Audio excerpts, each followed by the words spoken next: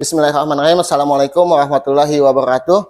Waalaikumsalam warahmatullahi wabarakatuh. Selamat pagi teman-teman semua. Ya, semoga dalam keadaan sehat selalu. Oke, sebelum mulai marilah kita berdoa sesuai dengan keyakinannya masing-masing. Semoga apa yang kita pelajari bermanfaat untuk kita semua. Berdoa dimulai. Berdoa selesai. Ya, teman-teman, hari ini ya kita akan mengadakan proses pembelajaran terkait dengan mata kuliah farmakologi. Ya, ini kita pertemuan setelah UTS. Ya, jadi sebelum UTS sudah ada yang dosen yang masuk. Jadi hari ini kita pertemuan ke-9 ya. Oke, teman-teman, walaupun sudah saya jelaskan rencana pembelajaran semester di awal pertemuan, di pertemuan ke-1 ya, itu hari ini saya akan coba jelaskan lagi secara singkat ya, terkait dengan rencana pembelajaran semester mata kuliah farmakologi. Ya, deskripsi mata kuliah. Mata kuliah ini menguraikan tentang konsep farmakologi, peran perawat dalam pemberian obat, memberikan obat melalui beberapa rute. Ya, jadi ada beberapa rute yang harus diberikan obat ya, melalui infus ataupun melalui otot langsung seperti intramuskular, habis itu intrakutan ya, untuk melakukan skin test atau reaksi alergi obat ya. Beban SKS ya, 2 SKS terdiri dari 1 SKS teori dan 1 SKS praktek ya. Jadi nanti kita ada teori terus ada praktek di lab ya. Jadi teman-teman nanti prakteknya akan saling menyuntik antara teman satu dengan teman yang lainnya. Kenapa harus saling menyuntik? Agar bisa merasakan bagaimana sakitnya ketika kita menyuntik pasien ya. Seperti katakan, oh sakit katanya, enggak sakit, nah itu bohong ya. Yang namanya disuntik pasti sakit. Ada yang pernah disuntik? Pernah. Gimana rasanya? Oke ya.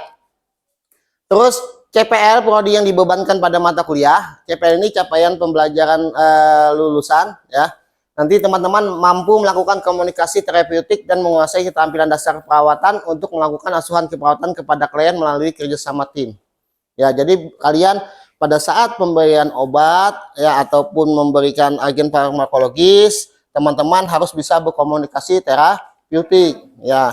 Nanti kan ada OSCE komunikasi terapeutik ya. Jangan karena memberi obat datang, Pak obat tuh ya, Pak obat tuh ya, makasih Pak, assalamualaikum. Wah, kada ada interaksinya ya. Jadi harus ada komunikasi ya. Terus mahasiswa mampu memberikan asuhan keperawatan pada individu, keluarga, kelompok, dan masyarakat dengan mengutamakan keselamatan klien dan mutu pelayanan berdasarkan perkembangan ilmu dan teknologi keperawatan untuk meningkatkan asuhan keperawatan dengan memperhatikan prinsip caring sesuai kode etik. Caring itu peduli ya. Pokoknya pada pelayanan kesehatan itu slogan utamanya apa? Slogan utama dari sini apa? Keselamatan klien atau keselamatan pasien. Itu ada hal yang paling utama ya. Jangan sampai pasiennya masuk rumah sakit, buliknya meninggal ya. Karena apa? Kesalahan tindakan. Tim pengajar ya, tim pengajarnya itu saya sendiri sebagai koordinator dan Ibu Wahyu Asnu Riyati ya, ibu paling cantik di Politeknik Kesdam ya. Itu sudah kan diajar dia? Sudah ya, sebelum UTS kemarin ya. Capaian pembelajaran mata kuliah ya, mahasiswa mampu menguasai bentuk kemasan obat, prinsip pemberian obat, dan cara penggunaan obat topikal dan sistemik ya. Itu capaian pembelajaran mata kuliah ya pada bagian sub CPMK yang ke-6 ya. Terus sub CPMK pertemuan ke-9 yang khusus hari ini, teman-teman mampu menguasai tentang prinsip pemberian obat dengan benar ya. Jangan sampai salah ya, karena resikonya akan merugikan pasien. Metode pembelajaran yaitu lecture based learning atau LBL ya. Jadi saya yang memberikan pengajaran melalui metode ceramah dan diskusi. Evaluasi pertemuan ke-9 dan bobot nilai Ya, bobot penilaian 10% ketika kalian menyelesaikan tugas dan mengupload tugas ke e-learning di kampus kita melalui link berikut ini. Ya, nanti PowerPoint-nya setelah pertemuan ini saya sampaikan ke PJMK. Nanti teman-teman selesaikan tugasnya, masukkan ke e-learning ya. Oke, sampai sini untuk RPS ada yang ditanyakan? Enggak ada. Lanjut ya. Oke, sudah jelas. Oke, kita masuk ke bahan kajian atau materi yang kita sampaikan hari ini. Yang pertama adalah prinsip pemberian obat dengan benar. Jadi teman-teman itu harus ya atau wajib hukumnya memberikan obat benar. Ya, tidak boleh salah. Ya. Adapun sub bahan kajian itu ada pendahuluan, terus penyebab kesalahan pemberian obat, dampaknya seperti apa kepada pasien. Terus 7 prinsip pemberian obat, nanti ada kuis teman-teman, habis itu ada penugasan ya. Oke, kita mulai teman-teman ya. Ini pendahuluan ya. Itu menurut IMO ya, setiap tahun di Amerika Serikat 48.000 sampai 100.000 pasien meninggal karena kesalahan pemberian obat. Sedangkan di Jepang sebagian besar laporan didasarkan pada kesalahan pengobatan sebanyak 46,6% dari total laporan patient safety. Jadi ketika pasien safety itu misal ada 7 kriteria yang harus dipenuhi oleh rumah sakit agar dinyatakan pasien aman, itu hampir separuhnya atau hampir setengahnya itu kesalahan akibat pemberian obat ya. Terus kesalahan pemberian obat diperkirakan 1 dari 10 pasien di seluruh dunia. Tipe kesalahan yang menyebabkan kematian pada pasien meliputi 40,9% salah dosis, 16% salah obat, dan 9,5% salah rute, salah pemberian. Ya, jadi harus diperhatikan benar-benar obat yang diberikan itu ya, namanya, habis itu dosisnya, habis itu rutenya. Ya, harus diperhatikan benar-benar pemberian obat tersebut. Ya, makanya yang gambar ini bingung dia membaca, kok banyak betul pasien yang meninggal. Ya, gara-gara kesalahan pemberian obat ya. Lanjutan ya. Penelitian yang dilakukan oleh Indarti 2009 menunjukkan bahwa dari 111 tindakan observasi pemberian obat terdapat 13 kesalahan, 4 salah dosis dan 9 salah waktu. 9 salah waktu. Jadi waktunya tidak tepat. Ya, yang harusnya diberikan jam 12 siang itu mundur waktunya. Ya, misal diberikan jam 1 siang. Ya, apakah itu termasuk kesalahan pemberian obat? Salah enggak? Padahal waktunya cuma selisih 1 jam. Salah enggak? Salah. Kenapa? Karena tidak benar waktu ya. Terus kesalahan pemberian obat terjadi pada saat dinas pagi sebanyak 4 kali, 3 kali terjadi pada saat dinas siang, dan 6 kali terjadi pada saat dinas malam. Kenapa malam lebih banyak? Ada yang tahu? Hah? Ngantuk. Habis itu kelelahan, padahal baru turun dinas ya. Siang guring aja bukan pian. Nah, ada lagi konsentrasi menurun. Ya, apalagi pencahayaannya kurang atau lingkungan kerjanya tidak kondusif ya. Jadi kenapa malam? Yang pertama, lihat ketika di rumah sakit itu pada saat dinas pagi dan dinas malam itu jumlah perawatnya berbeda. Ya, dinas pagi itu banyak biasanya ya perawat. Contoh, ada perawat 20 ya di suatu ruangan. Itu ketika dinas pagi bisa sampai 7 sampai 8 orang. Dinas siang 4 sampai 5 orang. Waktu malam 3 orang. Ya, ada baik 2 lagi tambahannya, siapa? Mahasiswa. Ya. Jadi ini yang menyebabkan sering terjadinya kesalahan pemberian obat ya, karena tenaga kesehatan yang kurang pada saat malam hari ya, seperti itu. Padahal malam hari itu harusnya banyak tenaga kesehatannya. Ya, kenapa? Karena jam waktu kerjanya lebih panjang ya, pasiennya lebih ya, mungkin lebih banyak daripada pasien saat siang hari ya. Pada siang hari itu kan pasien bisa pulang, tapi pada malam hari itu pasien tidak bisa pulang. Kenapa? Karena belum ada advis atau perintah dari dokter. Biasanya pasien dipulangkan pada saat siang hari ya. Nah, ini ya 3 kali 1 mau habis, mau dihabiskan? Mau ya. Ya, ini penyebab kesalahan pemberian. Pertama adalah penulisan resep. Ya, penulisan resep tidak lengkap, tidak terbaca, aturan pakai yang tidak jelas, dosis yang salah dan duplikasi terapi. Ya, tulisan resepnya tidak bagus. Ya, misal ya, penulisnya seperti ini. Ya. Ya. Apa ini? Setelah diartikan paracetamol. Wah, ya. Wah, ya. Ya, pernah lihat resep kan? Tulisannya ini antibiotik. Wah, seperti itu. Ya. Jadi teman-teman ketika nanti diperlukan bantuan untuk menulis resep, itu tulislah dengan benar, mudah dibaca. Jangan hendak kayak tenaga kesehatan lainnya, vitamin A, wah, ya, sampai ke apotek rumah sakit, ya berkelahi lawan apoteker, ya gara-gara apa? Asal tulis. Nah seperti itu. Yang kedua, penyalinan resep. Kesalahan meliputi membaca resep yang salah, pemilihan obat yang tidak tepat, jumlah obat yang tidak sesuai, dan kesalahan dalam penulisan aturan pakai. Ya, aturan pakainya tidak jelas. Kan biasanya di label obat yang diberikan oleh apoteker itu ada tulisan 3 x 1 sesudah ya, dan sebelum apa? Biasanya sebelum makan ya, misalnya dicoret ya. Ini harus dijelaskan ya. 3 kali berarti sesudah makan ya. Habis itu apa lagi? Ya.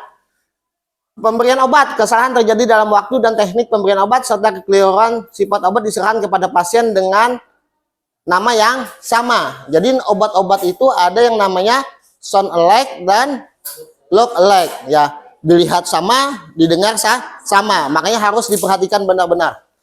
Dispensing, penyerahan obat meliputi faktor lingkungan, petugas kesehatan dan pasien, termasuk gangguan dari keluarga pasien, pengetahuan dokter yang kurang, dan pasien yang tidak kooperatif. Faktor lingkungan ya.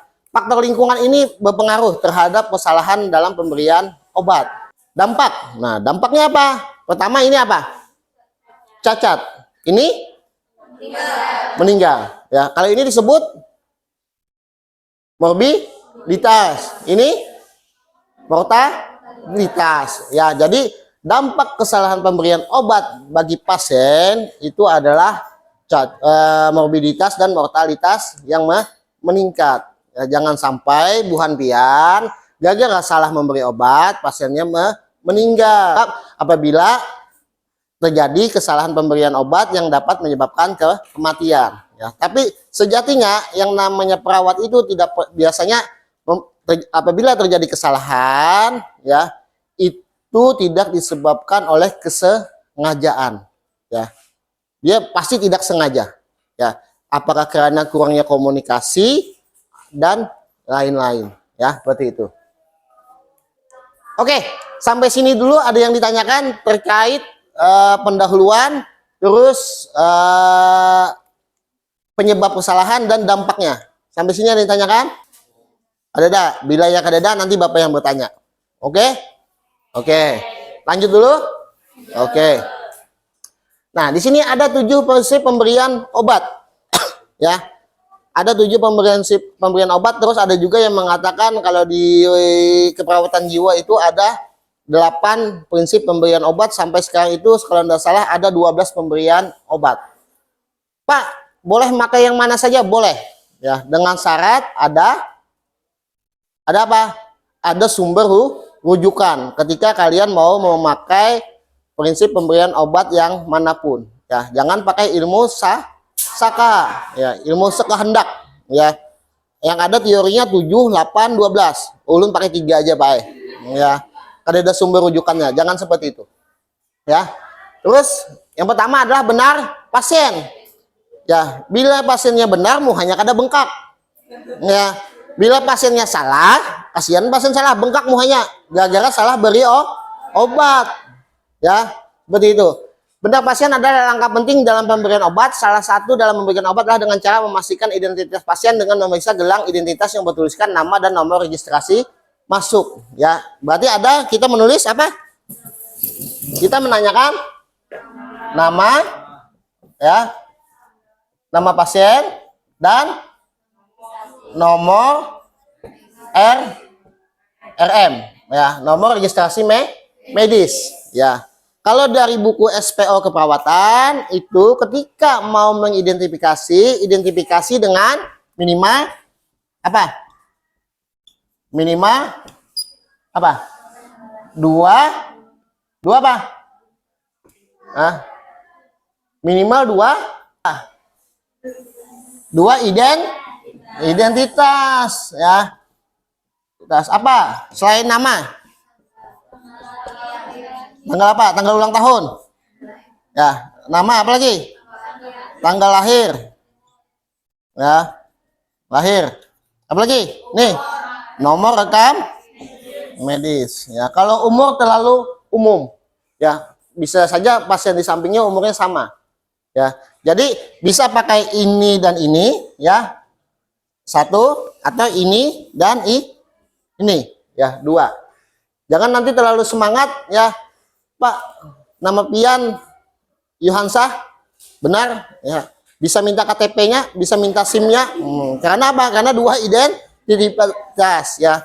Sekalian minta kartu keluarga ya, supaya pasti betul. Ya, tapi dua ini sudah cukup ya. Nama dengan tanggal lahir atau nama dengan nomor rekam medis ya. Ini pastikan jangan sampai muka pasien bengkak ya, gara-gara salah pemberian obat. Yang kedua, benar dosis. Ya. Jadi teman-teman, dosisnya itu harus benar. Ya, contoh pada saat pemberian ceftriaxone. Ya, ordernya 3 kali 1000 mg. Ya. Itu di botolnya biasanya apa? Tulisannya cuma 1 gram. Ya. Maka itu diberikan apa? 1 gram sama 1000 mg sama atau tidak? Beda. Beda sama?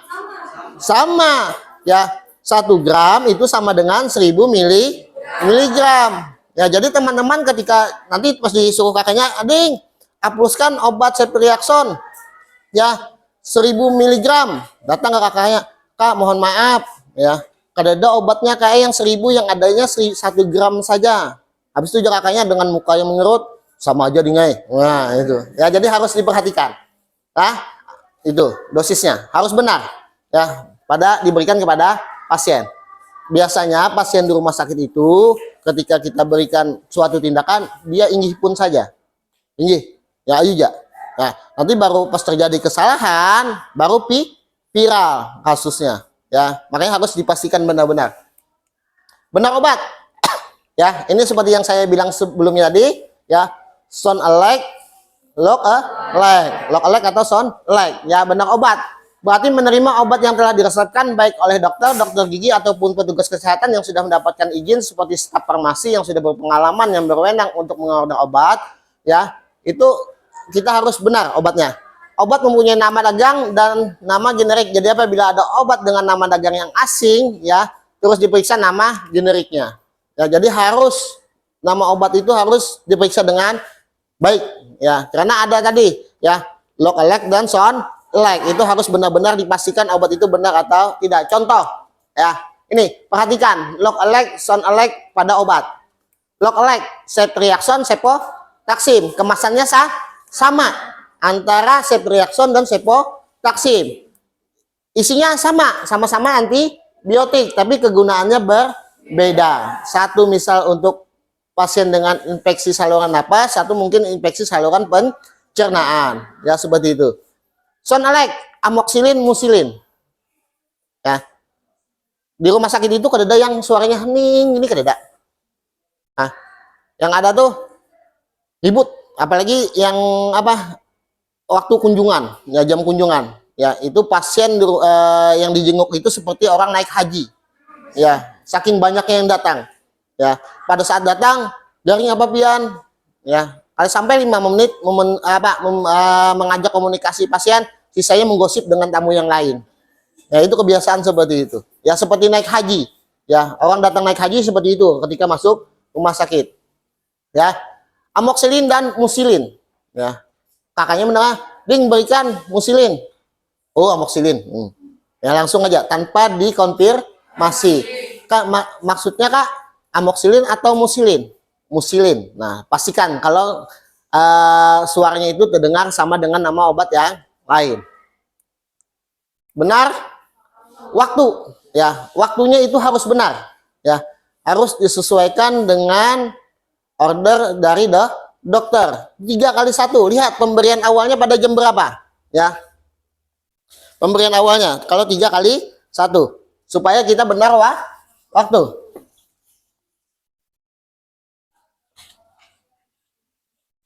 Ya, misal, ya, pada saat pemberian pertama diberikan jam 13.00 WITA, ya.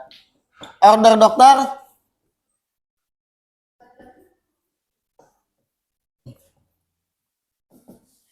3x1, ya. Pemberian pertama, ya, jam 13.00 WITA. Pemberian kedua jam berapa? Kenapa 21? Ya, jadi kalau nya 3 kali berarti 24 jam dibagi 3, berarti setiap 8 jam. Berarti jam berapa? 21.00 WITA, ya. Yang ketiga jam berapa? Jam 5 subuh, ya, 05.00 WITA. Nah, makanya kesalahan pemberian obat itu biasanya terjadi pada saat malam hari. Kenapa? Ya, perawat lagi enak-enaknya istirahat, ya, karena tidak ada tindakan, harus memberikan waktu jam 5, ya, ataupun jam 2 subuh atau 3 subuh. Itu perawat harus bangun untuk memberikan obat, ya. Jadi teman-teman, ya, itu harus bisa memberikan obat tepat waktu. Benar cara pemberian, ya. Ada beberapa cara sih pemberian obat. Ada beberapa cara pemberian obat. Ayo, bentar. 1, oral. Oral ini apa? Mulut. Yang kedua? Hah? Sublingual. Apa itu sublingual? Ya. Di bawah lidah. Itu biasanya diberikan untuk pasien yang mengalami tekanan darah tinggi atau hipertensi. Yang ketiga? Bukal. Apa bukal? Yang di pipi, ya. Ada yang di bawah lidah, ada yang di pipi. Habis itu apa? Injeksi, ya. Atau lewat suntikan. Ini terdiri dari apa saja? IP, apalagi? SC, IC, apalagi? IM, ya. IP apa? Intravena, ya. SC? Subkutan, ya. IC? Intrakutan, ya. IM? Intramuskuler,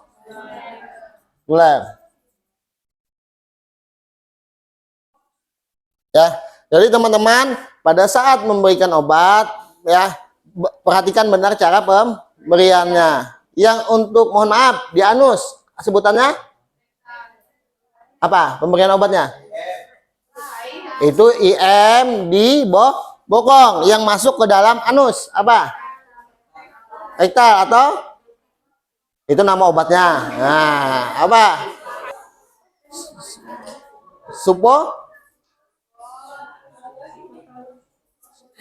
Supositoria, ya. Jangan nanti, mohon maaf, obat yang harus dimasukkan lewat anus karena ketidaktahuan kalian disuruh, Pak, ini obatnya diminum. Nah, yang harusnya masuk lewat anus disuruh lewat mulut. Ya, kenapa? Karena kalian tidak tahu. Makanya itu harus benar-benar diperhatikan cara pemberian obatnya. Lewat salep bisa? Ya, diberikan lewat apa? Dioles di atas permukaan kulit, ya. Tetes mata, ya. Ya, tetes mata. Dan telinga misal, ya. Apalagi Inhaler. Ya, inhaler ini apa? Yang dihirup. Ya, penggunaan dengan nebulizer. Ya, itu harus teman-teman harus tahu. Ya, bagaimana pemberian obat yang benar cara. Jangan sampai salah terbalik. Obat yang harusnya di mulut ya masuk ke bagian anus. Ya, begitu juga sebaliknya. Ya, kalau pasiennya tahu bisa berkelahian. Ya, gara-gara salah pemberian obat. Jangan sampai. Benar informasi. Nah, perawat ya kalau di apotek itu biasanya memberikan informasi adalah apoteker. Tapi ketika obat itu dibawa ke ruangan ya ataupun masih tersisa pada saat pasien mau pulang ya, itu perawat yang memberi tahu informasi ya penggunaan obatnya seperti apa.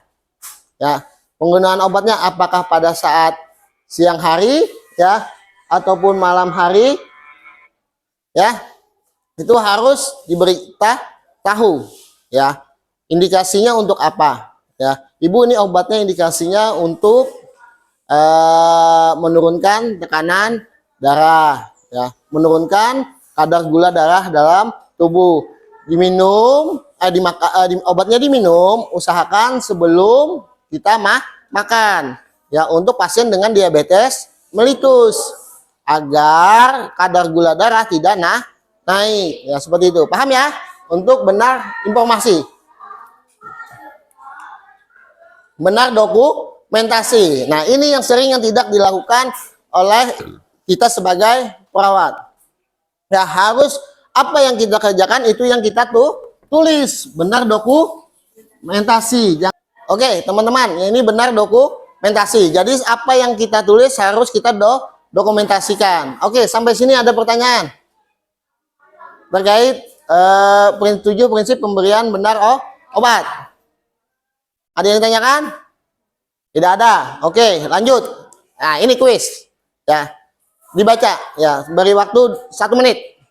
Seorang perawat bernama Lisa sedang merawat seorang pasien yang baru saja menjalani operasi perut di sebuah rumah sakit. Pasien tersebut diberi resep obat untuk mengurangi rasa sakit pasca operasi. Lisa memiliki tanggung jawab untuk memberikan obat sesuai dengan prinsip 7 benar obat. Nah, yang pertama ya, benar apa?